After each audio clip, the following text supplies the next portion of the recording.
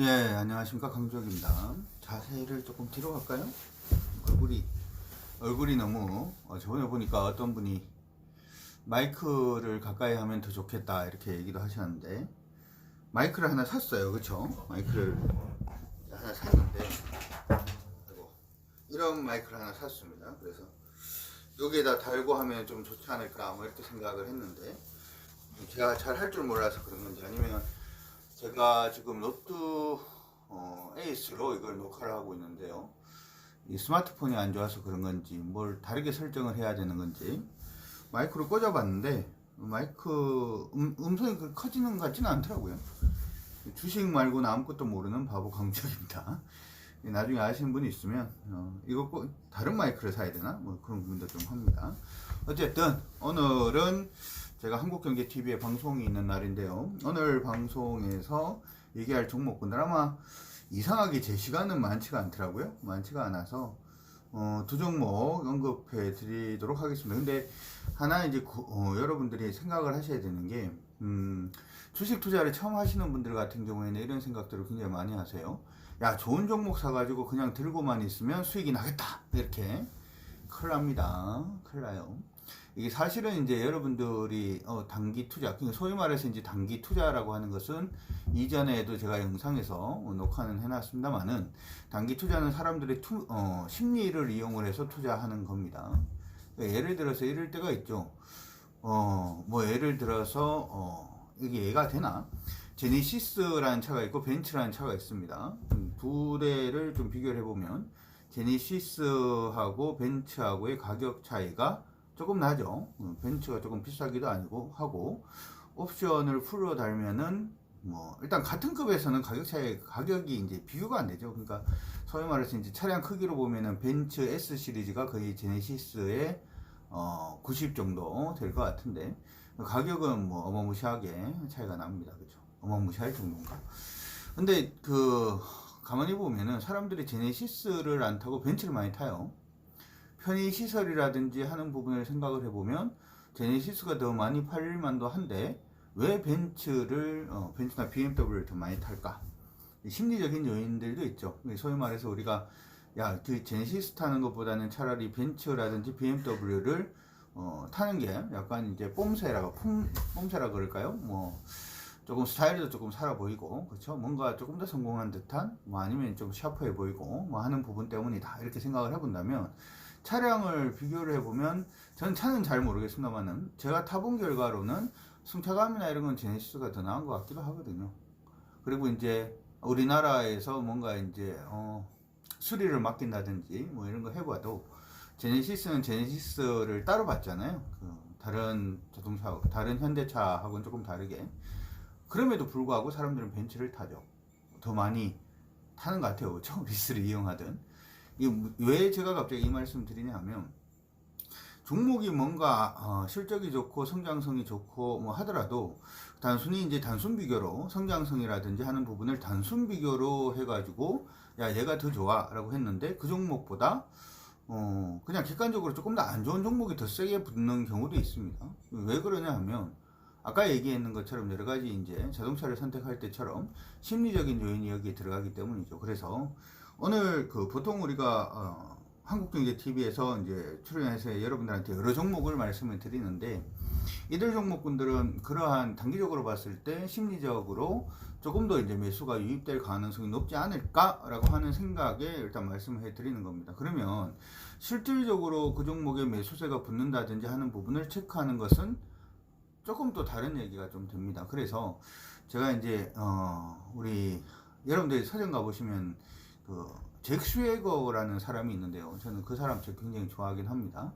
그 사람 책 중에서 주식 투자 기술 분석을 못하면 주식 투자하지 마라, 뭐 그런 책이 있어요. 요즘은 제목이 조금 바뀌어서 옛날에는 그 제목이었는데 요즘은 기술적 분석 못하면 단기 투자하지 마라로 내용이 조금 제목이 바뀐 것 같은데 어쨌든 내용은 이제 그런 내용입니다. 그래서 여러분들이 제가 쓰신이 아니죠. 제가 쓴 주식 투자 오늘부터 1일이라는 훌륭한 책도 있습니다만은 꼭 한번 사보세요. 훌륭한 책도 있습니다만은 일단은 잭 슈웨거 책들도 나쁘지는 않더라. 그리고 이제 그 책은 그다지 두껍지는 않습니다. 근데 중요한 것은 사장적인 부분, 뭐 그런 부분도 한번 거기 안에서 체크를 해보시면 좋을 것 같아요. 참고는 하십시오. 그래서 여러분들이 만약에 1년 미만의 투자를 원한다. 2년, 3년 정도 주식을 보유할 거라면 투자 방법은 조금 달라집니다만은 1년 정도 뭐 투자를 하겠다라고 할 때는 좋은 종목을 초이스하고 난 다음에 그 다음에 반드시 뭘 해줘야 되냐면 심리적인 어떤 분석, 소위 말해서 이제 기술적 분석을 좀 해주시는 게 좋다 하고 하는 부분 기억을 해 두시기 바랍니다. 제가 앞쪽에 설이 길다 그렇죠? 걱정돼서 그래요.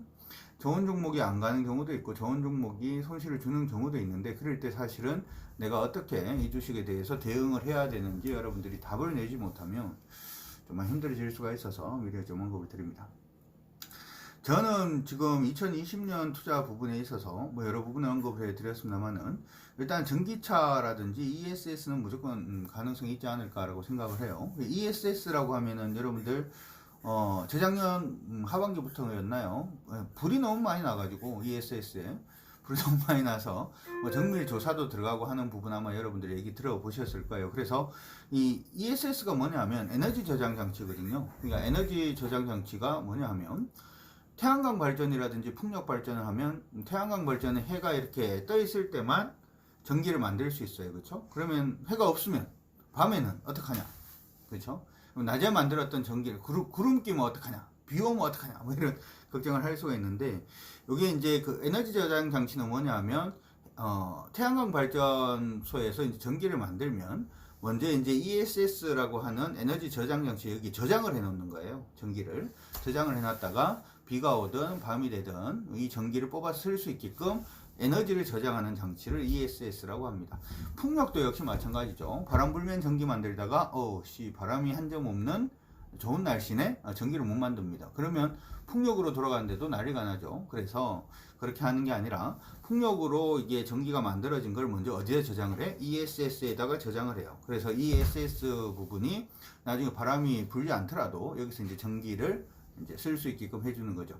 조금 더 나아가서 생각을 해보면 우리나라 요즘 그 예전 같은 경우에는 여름이 되든지 겨울이 되든지 하면 에너지 피크 뭐 이러면서 야 이제 전기가 얼마 남지 않았어 뭐 이런 얘기를 많이 했죠. 그래서 야 전기를 아껴야 돼 뭐 이런 얘기를 많이 했는데 사실은 올해 여름부터는 그런 얘기가 크게 들리지는 않아요. 이게 왜 크게 안 들리냐 하면 우리나라에 지금 뭐 화력 발전이든 원자력 발전소든 간에 발전소는 계속 돌아갑니다. 계속 돌아가는데 이게 그러면 밤에도 돌아간다 그렇죠? 그래서 밤에 돌아가는 전기를 우리가 심야 전기라고 그러죠. 그래서 심야 전기를 쓰면 일반적으로 조금 더 싸게 이제 전기를 쓸 수 있게 해줍니다. 왜냐하면 이런 화력 발전소라든지 원자력 발전소에서 전기를 어쩔 수 없이 발전소는 계속 돌아가니까 전기를 만들고 난 다음에 이 전기 자체를 다 못 쓰면 어떻게 해요? 다 날아갑니다. 없어지죠.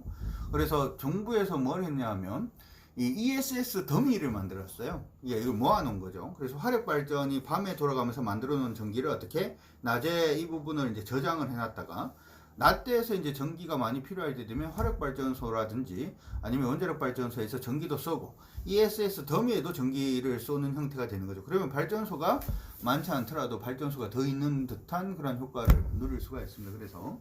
그래서 ESS 시장이 엄청 커진 거예요. 정부 주도로 커졌는데 어쨌든 간에 이 부분 자체가 이제 내년부터 시작을 해서 다시금 돌아온다 이렇게 생각을 합니다. 그래서 ESS 관련된 종목을 보시는 게 좋은데 보통은 ESS 관련된 종목군들이 2차전지 관련된 종목하고 같이 중복이 됩니다. 첨보라는 회사가 있죠. 이 회사는 ESS하고는 거의 관련이 없고요. 이거는 이제 2차전지 쪽으로 조금 더 강한 성향을 일단 보입니다만은 대부분 2차전지가 그거잖아요. 전기 만들어 저장해 놓는 거니까 2차전지 관련된 종목은 대부분은 ESS 관련된 종목이다 이렇게 생각하시면 될 것 같고 그래서 이 ESS하고 2차전지 부분에 같이 좀 수혜를 볼 수 있으면서 다른 쪽 모멘텀이 있는 종목 바로 이제 상하 프론테크가 아닌가 싶습니다. 단지 이제 기억을 하셔야 되는 부분은 상하 프론테크는 50만 주 정도로 그냥 생각을 하시면 될 것 같은데 전환사채 물량이 하나가 있어요. 전환사채 물량이 있어서 이 전환사채 물량이 어떻게 해소가 되는지는 좀 봐야 되는데 보통 이제 전환사채 물량이 있을 때 조금 부담스럽죠. 좀 부담스러운데 이거 어떻게 보냐면 아까 제가 말씀드릴 때 한 50만 주 가까이 있다 이렇게 얘기를 했잖아요.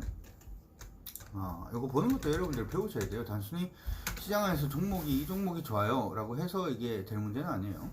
아까 50만 주 정도 있다라고 했는데 상한 프로테크가 오늘 거래량이 41만 7천 주 정도 되네요. 그러니까 일중 거래로 이거를 이제 묻어갈 수 있는 정도의 전환 자체는 사실은 크게 문제는 되지는 않습니다. 그래서 상한 프로테크를 오늘 얘기를 하려고 하는데, 이 상한 프로테크가 사실 하는 거는 뭐냐면 슈퍼 플라스틱이라는 걸 만듭니다. 우리가 소위 이제 플라스틱이라고 하면은 플라스틱이 어떻게 되죠? 열을 좀 가하면은 이게 녹죠. 근데 얘 같은 경우에는 이 슈퍼 플라스틱 같은 경우에는 100도가 넘어도 녹지 않는 그런 모습을 좀 보여요.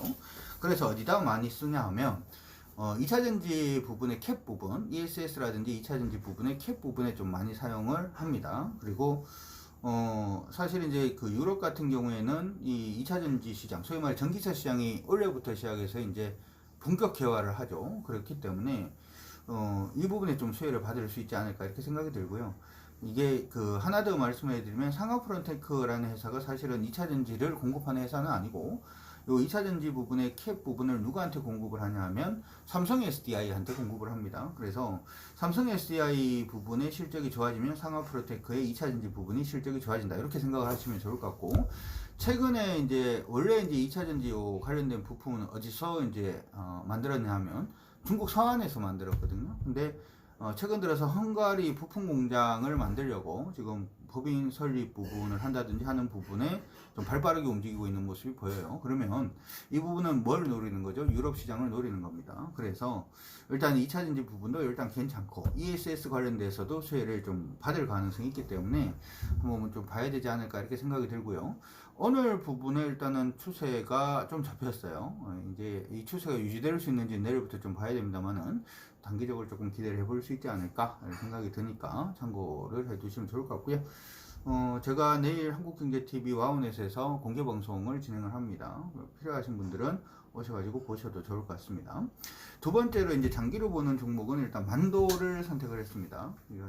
제목은 제가 이렇게 뽑았는데요. ADAS, 첨단 운전자 보조장치라고 하죠.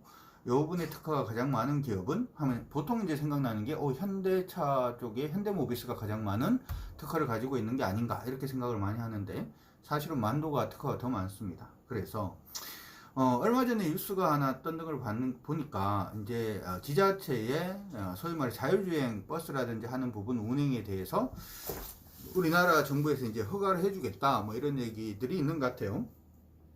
당연히 이제 ADAS에 대해서 시장의 관심도가 일단 높아질 가능성이 높고요. 심지어는 최근에 이제 유튜브라든지 하는 부분 보면 제가 이거 몇 번 얘기를 했는 것 같은데, 어떤 연예인이 그쵸? 그 테슬라 모델 3인가요? 그거 일단 타고 있는데 그게 2단계인가요? 자율주행이 총 5단계가 있는데 3단계가 넘어가기 시작을 하면 이제 자동차가 혼자서 운전할 수 있는 그런 부분이 되죠. 4단계, 5단계가 되면. 그게 아마 2단계인가 그럴 건데, 그 엑셀레이터를 밟지 않고 발을 들고 뭐 운전하는 그런 모습도 일단 보였습니다. 이게 뭐냐면은 ADAS 부분이 시장 안에서 이제 이것도 본격화될 가능성이 높지 않느냐 이렇게도 생각을 해볼 수가 있을 것 같고요.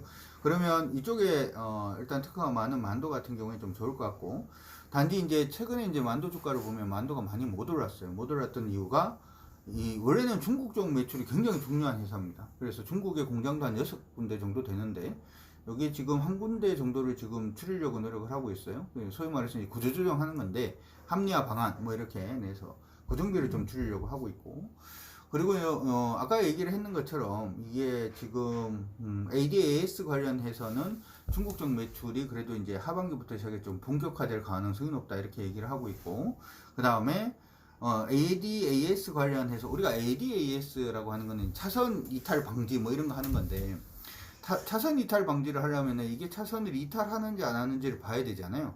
보는 게 세 가지 방법이 있어요. 첫 번째는 뭐가 있냐면 카메라로 보는 방법이 있어요. 이게 제일 쌉니다. 카메라로 보는 방법이 있고, 두 번째는 레이더를 통해서 광선을 쏴가지고 이제 보는 그러한 방법이 있고요.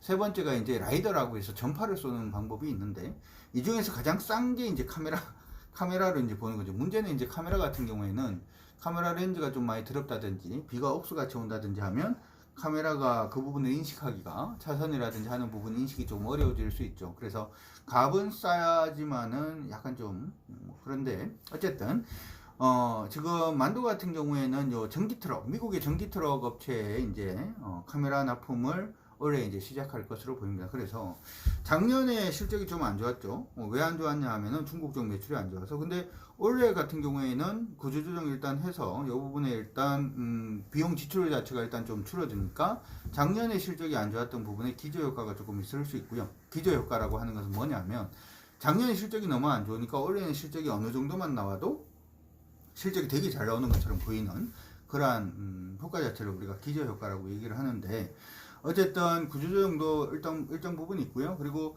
중국의 ADAS 관련 매출이 올해 좀 많이 증가할 가능성이 높다라고 하는 부분, 그리고 미국 쪽의 전기 트럭 업체 카메라 납품을 시작했다라는 점, 그리고 올해 같은 경우에는 우리나라 안에서도 ADAS에 대해서 조금 더 관심이 커질 가능성이 높다라는 점을 생각을 해본다면, 만도가 이제 올해보다는 내년이 더 실적이 올해 실적은 작년보다 일단 좋을 것 같고, 내년 실적은 올해보다 더 좋아질 것 같아서 일단 좀 장기적으로 볼 수 있지 않을까 이렇게 생각을 해봅니다. 자, 만도는 근데 주가 움직임은 최근 들어서 계속 밀렸네요. 그쵸? 최근에 계속 밀려있는 그런 모습인데, 여기에 일단은 바닥권 근처에 위치는 하고 있는 걸로 보여요. 그래서 요거는 가격까지 정해드리긴 조금 그런데, 그쵸? 32,000원 깨지면은 조금 위험할 수 있다 이렇게 생각을 해주시면 좋을 것 같고, 가격을 조금 더 하나 더 말씀해 드리면 33,600원 돌파하면은 그래도 단기적으로라도 박스권 상단까지는 좀 오를 수 있는 그런 모습이 일단 있으니까 참고하셔가지고 일단 보시고요. 중요한 거는 여기서 좋다라고 얘기하는 종목은 일단은 장기로 가더라도, 여러분들이 생각하는 장기가 보통 1년이잖아요. 그렇죠? 장기로 가더라도 일단 기술적 분석을 좀 해주면서 가야 된다라고 하는 거 기억을 해 두시고 바랍니다. 자, 오늘 저녁 11시에 일단은 뵐 수 있도록 하고요. 만약에 11시에 이제 유튜브를 약간 좀 말씀을 드릴 건데, 그때 들으신 분들은 새벽에 되겠다. 그쵸? 새벽에 보시는 게 될 것 같은데, 어찌 되었든 내일 시간이 있으신 분들은 내일 와우넷에서 제가 공개 방송을 하니까 공개 방송 들어오셔가지고 인사를 하셔도 좋을 것 같고요. 좀 어려우신 분들은 유튜브 통해서 여러분들 성공 투자의 맥을 좀 짚어가셨으면 좋을 것 같습니다. 자, 오늘 방송은 일단 여기서 마무리하도록 하겠습니다. 훅 지나갑니다.